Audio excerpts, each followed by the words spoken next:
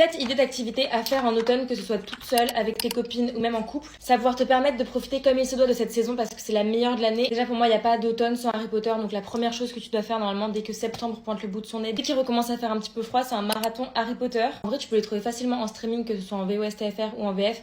Moi, je te conseille de les regarder en VO pour pas que Rachel Gorilla te tombe dessus. Pour moi, il n'y a pas une meilleure période que l'automne pour regarder Harry Potter, surtout regarder le 3. Le 3, c'est tellement le meilleur des Harry Potter. Ensuite, ça, j'adore le faire, que ce soit toute seule, avec mes copines, avec mon copain, l'aquarelle. Tu peux l'avoir comme ça sous forme genre de pâte aquarelle normale et tu peux aussi l'avoir sous forme de crayon de couleur comme ça qui ensuite se transforme en aquarelle au contact de l'eau et ça je trouve ça tellement pratique pour colorier. Mes deux kits d'aquarelle ils viennent de chez Sostren, ils sont trop beaux, il y a tellement de couleurs dedans et donc là tu peux te faire plein de petites peintures en lien avec l'automne, avec les couleurs automnales et c'est tellement satisfaisant. Ensuite évidemment qui dit automne dit Halloween, dit un petit peu frayeur, dit qu'il recommence à faire nuit un peu plus tôt. Donc je te conseille vraiment de lire des thrillers à ce moment-là de l'année, c'est vraiment la vibe, genre je trouve que c'est trop la vibe. Et si vous avez des bonnes recommandations de thrillers, n'hésitez pas à les mettre en commentaire. Ensuite, l'automne pour moi c'est la meilleure période pour faire des brocantes et pour chiner de la vaisselle. Et comme ça tu peux trouver plein de petites vaisselles hyper automnales comme ça pour décorer ton appartement ou même faire des petits dîners sur le thème de l'automne. Ensuite évidemment qui dit vaisselle dit recettes et donc tu peux te faire plein de petites recettes automnales avec par exemple du potiron, de la courge,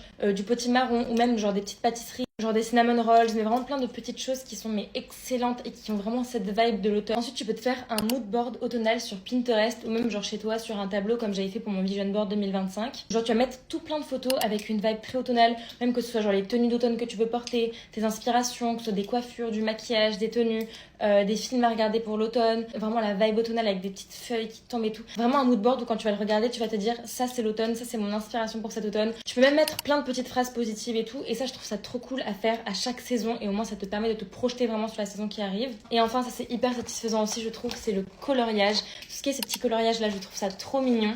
Et donc là moi j'ai aussi plein de coloriages, genre lui il est trop chou, il vient de chez Sostren aussi. Et ça c'est un coloring book genre mode c'est des mandalas et c'est tellement satisfaisant à faire. Si vous êtes resté jusqu'ici j'ai juste un petit sondage à vous faire, comme ça vous me dites en commentaire est-ce que vous préférez cette lunette là sur moi, genre monture plus fine et tout, ou celle-ci. Parce qu'en fait là j'ai pas mis de lunettes parce que j'hésitais en fait entre les deux, je ne savais pas laquelle correspondait mieux à mon look ou à ma tête tout simplement.